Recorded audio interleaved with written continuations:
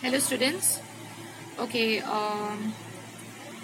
I had uploaded the images, preposition case exercise ka, and your home assignment was to solve the exercise by yourself. Okay, hope you all have done it. Okay, homework किया होगा तुम लोगों ने. Today we were supposed to be discussing the answers to these sentences. ठीक है, preposition का जो exercise दिया था मैंने, ये exercise का answers discuss करने वाले थे हम लोग. So we'll be discussing the answers. Okay. This exercise is fill in the blanks with the correct prepositions. जो sentences था, the given sentences had 3 options. ठीक है, उन तीनों ऑप्शन में से जो सबसे करेक्ट ऑप्शन था वो तुम लोगों को फिल करना था इन ब्लैंक्स में. Okay, the first sentence, he gave the presentation dash being ill. Okay, your options are although, despite, during. The correct option is despite. Why? Because after although we would need a subject plus verb. ठीक है, जैसे for example although he was ill, अगर during का इस्तेमाल करते हैं हम लोग यहाँ पे तो we would need a noun. ठीक है, लेकिन यहाँ पे कोई noun नहीं है. So जैसे example for example during the conference noun हो जाता अगर उस तरीके से हम लोग लिखा होता अगर सेंटेंस में, तब ड्यूरिंग का इस्तेमाल कर सकते थे, लेकिन क्योंकि यहाँ पे कोई नाउन भी नहीं है, so despite is the correct option because we can use the ING form despite के बाद आईएनजी फॉर्म का इस्तेमाल कर सकते हैं. ठीक है, alright. Sentence number 2, I can't drink coffee dash sugar, it's too bitter. Your options are throughout, within, without. The correct answer here is without.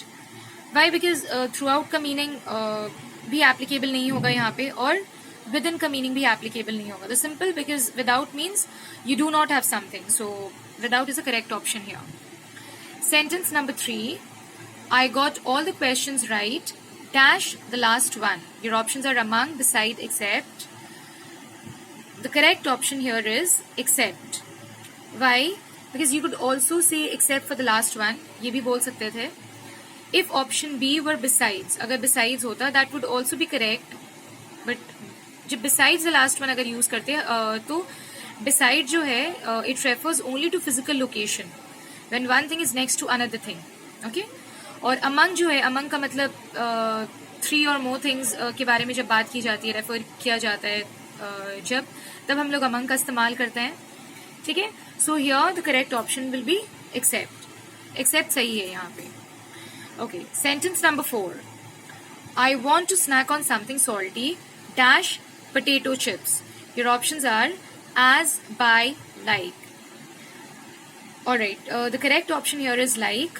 Y? Because to give an example, हम लोग किसी भी चीज़ का जब एग्जाम्पल देते हैं तो we can use the word such as like और सच एज यूज कर सकते हैं, लेकिन हम लोग कभी भी एज का इस्तेमाल नहीं कर सकते हैं एग्जाम्पल देने के लिए.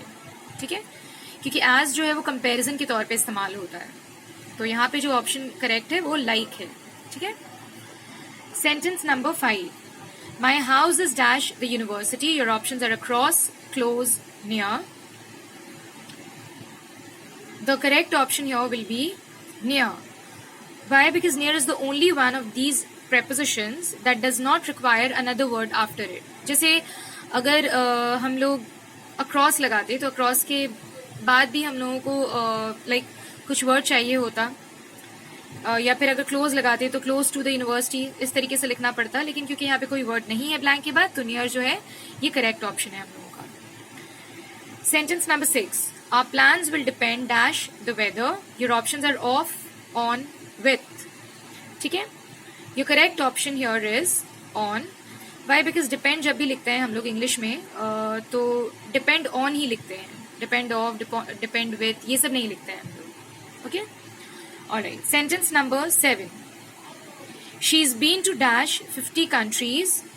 ठीक है, your options are above, beyond, over. The right answer here will be over. Why? Because when talking about a quantity that is more than another quantity, एक क्वांटिटी के बारे में जब बात कर रहे हैं जो दूसरी क्वांटिटी से ज्यादा है, देन वी यूज ओवर. ठीक है, alright. The fabric cost rupees 50 dash meter. Your options are buy, for, per. Okay. When यहाँ पे क्यों हम लोगों ने पर का इस्तेमाल किया है, जो सही आंसर है यहाँ पे पर. When talking about a quantity, किसी भी क्वांटिटी के बारे में जब हम लोग बात कर रहे हैं जो दूसरी क्वांटिटी के ऊपर डिपेंड करता है, ठीक है, तो पर का इस्तेमाल करते हैं हम लोग. Okay, alright students, the answers have discussed. जो तुम लोगों ने आंसर लिखा है प्लीज उसके साथ उसको मैच करना, मिला लेना, एंड जहां जहाँ पे करेक्शंस रिक्वायर्ड है वहां पे करेक्शंस करना, ठीक है. Rest of the questions, rest of the sentences जो मैंने दिया है, we'll be discussing the answers for दो सेंटेंसेस इन नेक्स्ट वीडियो.